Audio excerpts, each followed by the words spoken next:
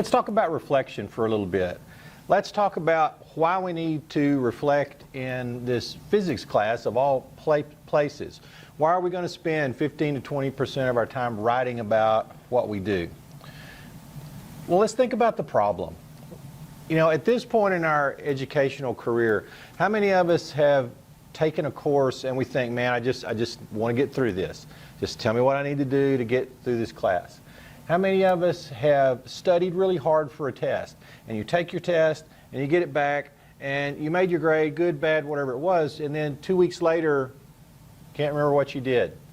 It used to haunt me years ago when I had students, and I'd say, well, what was the best thing we did through the year? And back at that time, it was dissecting frogs. Kids were always like, oh man, dissecting that frog was great, it was awesome. And I'd say, what'd you learn from it? And they go, yeah, I don't know.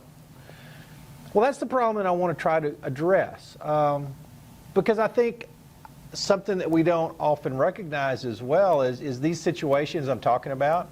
You study really hard for a test, you get your test back, you see your grade, and then a week later you can't remember what you did. Does that ever make you feel like you're not smart, that you're dumb, that there's something wrong with you? All these other people get it, but you forget. Well, the good news is there's nothing wrong with you. And one of the ways that we're going to fix this problem is I want you guys to reflect on what we do in class. That's the point. Information is not the same thing as education. So, just because I tell you something, that doesn't mean that you learned anything.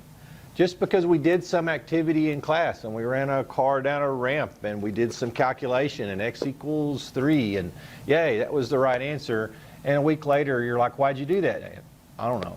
Reflection's my attempt at getting you guys to change that, making this class meaningful to you. Physics is arguably one of the harder courses that you guys ever take. And it's a passion for me. So the last thing I want you to do is just survive my class. The last thing I want for you is for you to torture yourself through a lot of lessons and then at the end of the day go, why? Why did I do this? What was I supposed to get out of it? Well, reflection is how we're going to tackle that. So there's a couple of things that I'm going to talk to you about in another couple of videos. One is how to take notes. We're going to use the Cornell Notes method in this course this year, and I'll explain to you how to do that. And then we're going to devote one day a week, more or less, to keeping a reflective blog and a reflective journal. And I've got some specific instructions that I want you to follow to try to guide you in how to create some understanding from what we're doing.